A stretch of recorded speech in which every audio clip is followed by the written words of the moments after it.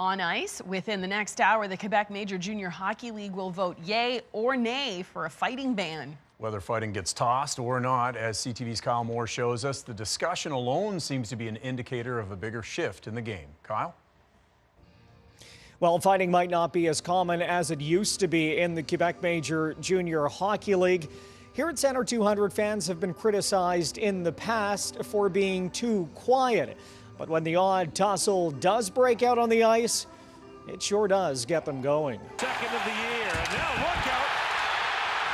A pile up in the corner, Price is in there. It's been part of the game of hockey for decades. As a matter of fact, some pro league players made a living dropping the gloves, and for the most part, fans loved the fisticuffs. But times are changing.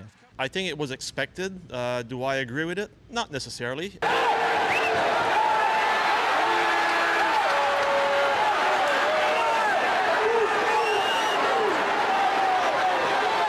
The culture of fighting in the Quebec Major Junior Hockey League changed with this moment.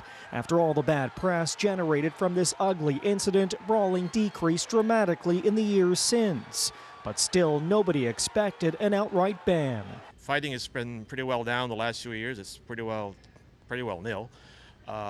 But the game of hockey, it is what it is, and there still needs to be a certain level of policing amongst its players. I've got to, operate with what I'm given with and what within the rules that we're given. Jake Grimes is the head coach of the Cape Breton Eagles. He and his players will be keeping a close eye on today's vote as to whether the Q League will take an unprecedented step of an outright ban. I honestly don't see an overabundance of fighting. I don't see a lot of fighting for no reason in my short time here so far.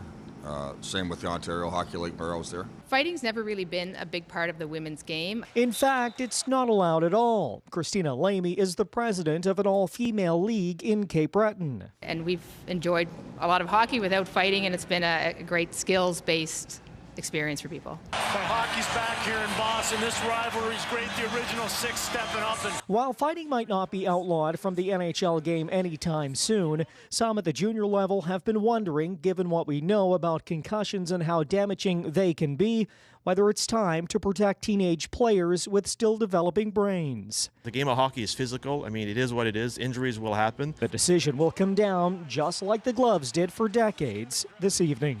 And the Q-League regular season wraps up in about a month from now. It's still unclear whether or not the results from the vote will impact remaining games or kick in next season. Back to you.